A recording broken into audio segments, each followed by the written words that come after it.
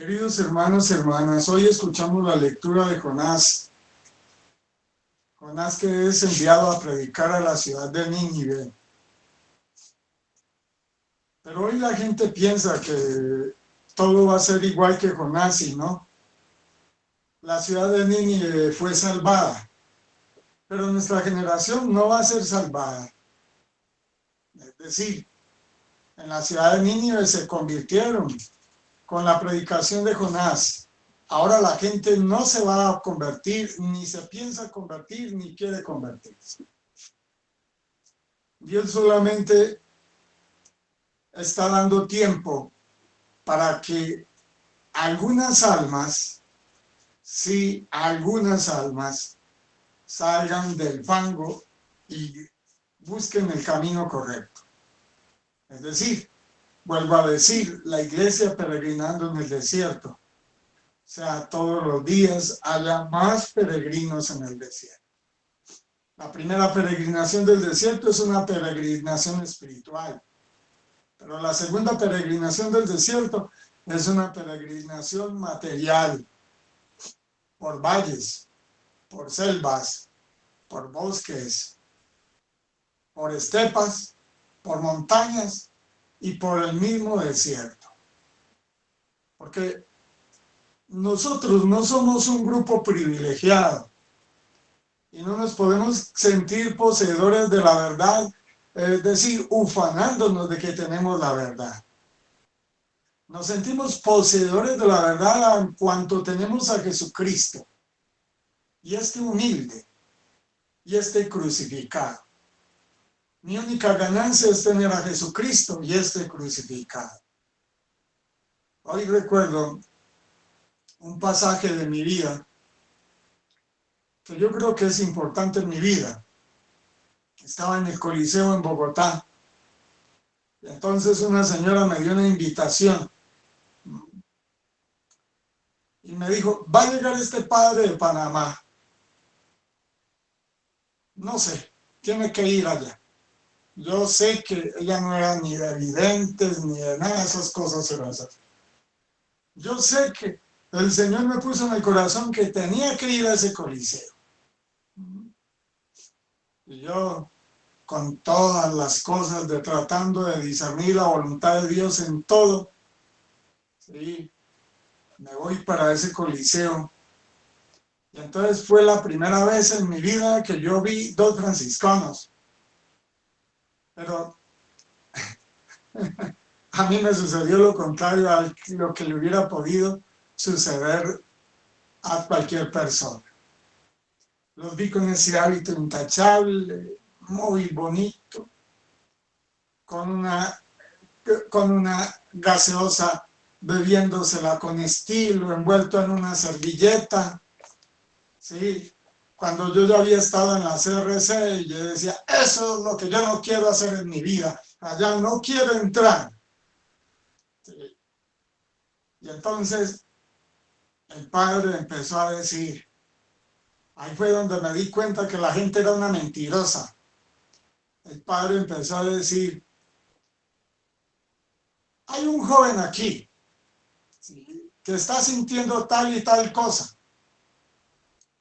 Y entonces ese joven, Dios lo quiere encima de esta tarima, pero quiere a otros, o sea, y ese joven, eso, entonces nadie sabrá quién es ese joven.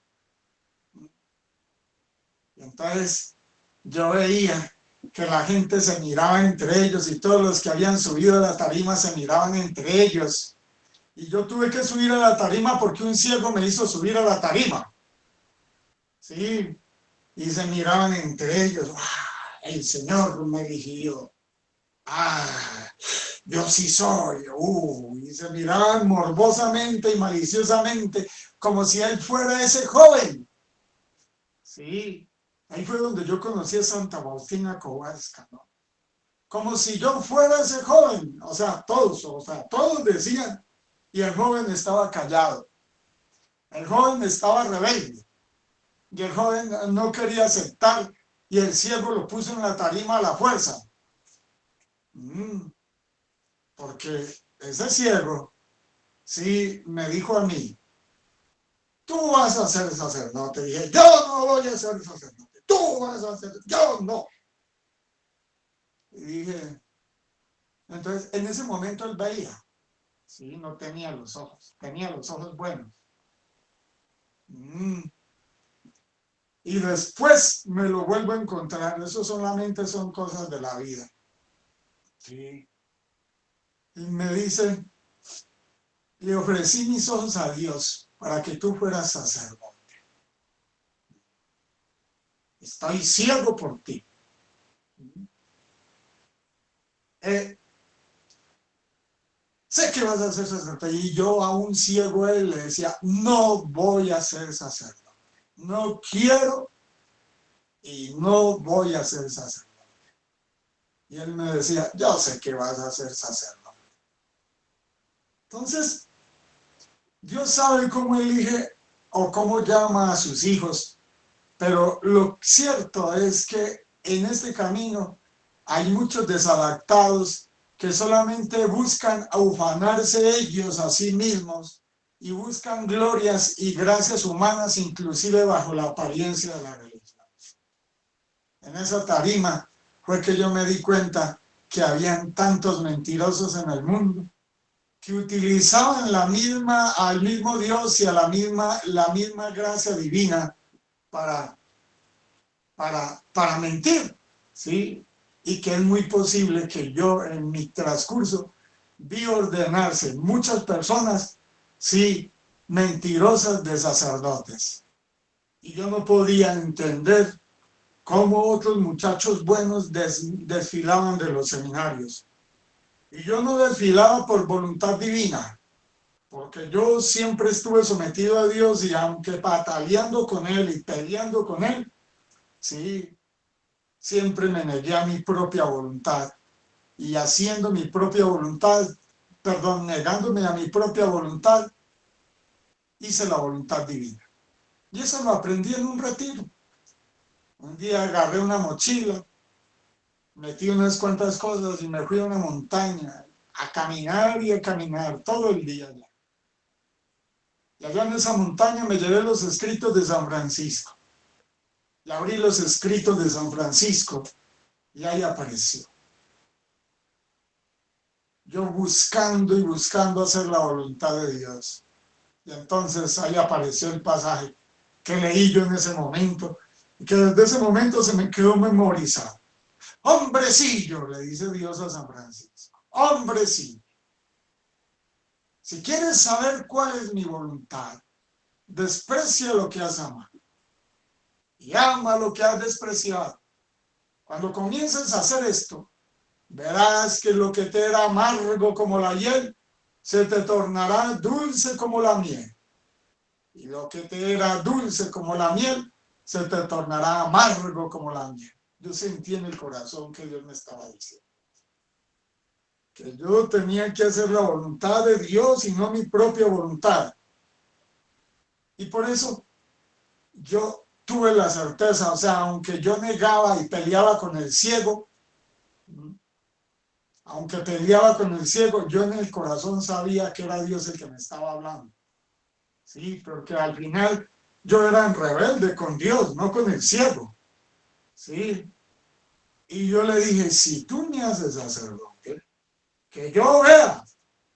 Sí, y si este ciego ha perdido los ojos por mí, entonces no me hagas sacerdote para yo ir a mirar esos errores de esos franciscanos que están allá abajo. Y me hizo meter donde había una cantidad de errores. Me metió en un nido de víboras, Dios. Sí. Y yo muchas veces le dije, si me pierdo es por tu culpa. Le decía a Dios, sí, si me voy al infierno es por tu culpa, porque me mandaste a un chiquero de cerdos. Yo ya sabía todo. Yo sí sabía cuando entré dónde iba a entrar. Y aquí está. Parece que por lo menos de eso, que tenga muchas debilidades, por lo menos de eso me libró el Señor. ¿Por qué? Porque con la gracia de Dios, con su fuerza y su cuidado, nadie se pierde. Aunque yo sea un rebelde, porque sea un rebelde de esos rebeldes, sí, que realmente con el único que soy rebelde yo soy con Dios. Sí, de pronto esa rebeldía se refleja en todo. Entonces, termino siendo rebelde con Dios, pero termino obedeciéndolo en todo. Sí, al final siempre agacho mi cabeza delante de Él, siempre me inclino. Cada uno de vosotros, sí, no estéis buscando glorias humanas, ni visiones, ni que los llamaron al tablado, porque Dios va a quitar los ojos de vosotros. ¿Dónde están todos esos fascinerosos que están en el tablado conmigo? ¿Dónde están? En ninguna parte. ¿Sí? ¡Ay, la Virgen me habló! Ah, Dios me eligió, Dios pensó en mí. Sí, yo soy muy importante para Dios, sí, lo soy. Pero eso es vanidad. ¿Cuál es vanidad de vanidad? La Virgen nunca se sintió así, la Virgen se sentía un gusanito delante de Dios. Sí. Y nosotros, y palabras duras de San Francisco, uy, sí, a nadie les cuentan las palabras duras de San Francisco, cuando él decía que nosotros éramos un bulto de estiércol comparado con Dios. Sí, se nos olvidó, se nos ha metido tanta vanidad, inclusive vanidad religiosa, que creemos que eso, o sea, damos aceptado eso por verdad. Si uno no es humilde y no está en el camino de la humildad como la Virgen María, estará perdiendo el tiempo verdaderamente. Yo siempre lucharé por la humildad, ¿sí? Y vuelvo a decir, yo como un caballero templario, delante de los hombres estoy de pie, pero delante de Dios siempre estoy de rodillas, porque nosotros no adoramos hombres, ni criaturas, ni animales, nada. Adoramos o nos ponemos de rodillas quien tenga la autoridad divina, lo que represente Dios, lo que sea Dios. Fuera de Dios no podemos doblar las rodillas para nada. Pidámosle pues al Señor que nos dé la gracia de amarlo siempre y de hacer su voluntad.